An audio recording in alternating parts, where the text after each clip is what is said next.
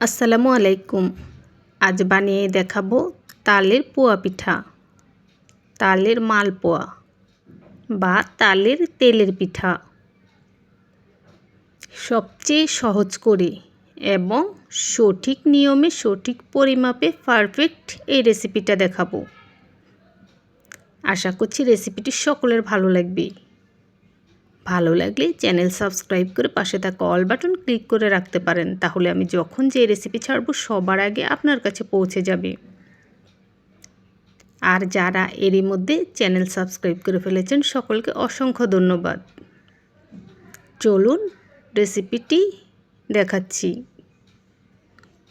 তালের পিঠা বানানোর জন্য প্রথমে আমি নিয়ে নিচ্ছি মেজারমেন্টে 250 গ্রামের কাপে 1 কাপ আটা। যারা আটা নিতে চান না ময়দা নিতে পারবেন। নিয়ে নিচ্ছি হাফ কাপ চালের গুঁড়ো, এটা বাজারের দোকানের কেনা শুকনো চালের গুঁড়ো। নিয়ে নিচ্ছি হাফ কাপের অর্ধেক গুঁড়ো দুধ।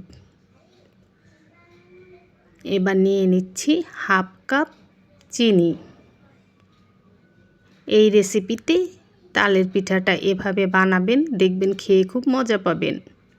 নিয়ে নিচ্ছি হাফ চা চামচ লবণ। এবার নিয়ে নিচ্ছি তাল। তালের ঘনত্বটা খেয়াল করুন, ঘনত্বটা যেরকম ঠিক এই রকম ঘন তাল নেবেন। তো এখানে আমি 1 কাপ তাল নিচ্ছি।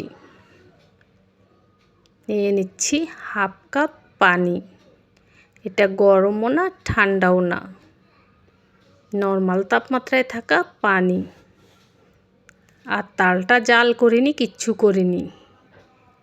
তালটা নিয়ে সেখান থেকেই ছেঁকে নিছি, তারপর এখানে দিয়ে দিছি।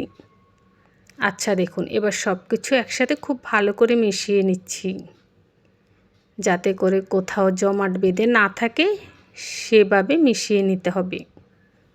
মিশিয়ে নেওয়া শেষ। এবার লবণ দেখে নিচ্ছি, লবণটা একদম ঠিকঠাক আছে। লবণটা দিবেন, লবণ দিলে পিঠার টেস্টটা অনেক ভালো হয়। এবার ঢাকনা দিয়ে ঢেকে ঘড়ি ধরে 10 মিনিট রেখে দিছি রেস্টে।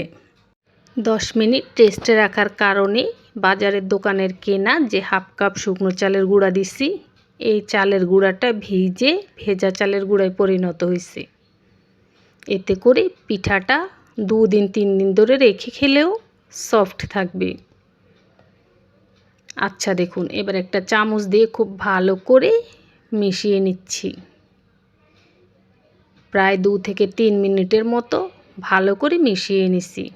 তারপর দেখুন এর ঘনত্বটা এখন কিন্তু অনেক ঘন। চালের গুঁড়াটা ফুলেছে, যার কারণে ঘন হয়ে গেছে। এবার এখানে আমি আরও 3 টেবিল চামচ পানি দিছি আর 2 টেবিল চামচ চালের গুঁড়া দিছি। তো চালের গুঁড়াটা যে দিছি তখন স্কিপ হয়ে গেছে, ভিডিওটা অন করতে ভুলে গেছি, এটা আমি মুখে বলে দিলাম। আশা করছি সবাই বুঝতে পেরেছেন। তারপর আবারও খুব ভালো করে মিশিয়ে নিছি। নেওয়ার পরে দেখুন এর ঘনত্ব এরকম। ঘনত্বটা এমন রাখতে হবে, এর চেয়ে পাতলা হলে পিঠা ভালো হবে না। এবার পিঠাটা বানিয়ে দেখাচ্ছি। পিঠা বানানোর জন্য পাতিলে তেল দিয়ে দিছি। তারপর তেল খুব ভালো করে গরম করে 1 চামচ দিয়ে দিলাম। দেওয়ার পরে দেখবেন কিছুক্ষণের মধ্যেই পিঠাটা ফুলে উঠবে। অনেক সময় প্রথম পিঠাটা কিন্তু ফুলে ওঠে না, পাতিলে আটকে যায়, তো চামচ দিয়ে খুঁচিয়ে তুলে দিবেন। আর যদি আপনার পাতিলটা আগে থেকে তৈলাক্ত থাকে সঙ্গে সঙ্গে ফুলে উঠবে ঠিক এই রকম। তারপর উল্টে পাল্টে দিয়ে পিঠাটার উপরে সুন্দর কালার আসা পর্যন্ত ভেজে নেবেন। পিঠাটা যতক্ষণ ভাজবেন চুলার আঁচটা মিডিয়ামে রাখবেন। তো আমি এভাবেই সবগুলো তালের পোয়া পিঠা বানিয়ে এই প্লেটটায় নিয়ে নিচ্ছি। প্রত্যেকটা পিঠা ফুলেছে এবং গ্রানটাও খুব ভালো হয়েছে। এবার একটা পিঠা আপনাদেরকে ছিঁড়ে দেখায় পিঠার ভেতরটা কেমন হয়েছে। এই দেখুন, আশা করছি সকলে দেখেই বুঝতে পাচ্ছেন ভেতর থেকেও পিঠাটা খুব ভালোভাবে হয়েছে। এই রেসিপিতে আপনারা এইভাবে তালের পোয়া পিঠা বাসায় বানিয়ে খেয়ে দেখবেন, ইনশাল্লাহ আল্লাহর রহমতে ভালো লাগবে। ভালো লাগলে ফ্রেন্ডস ফ্যামিলির সাথে ভিডিওটা শেয়ার করবেন। সবাই ভালো থাকবেন। আল্লাহ হাফেজ।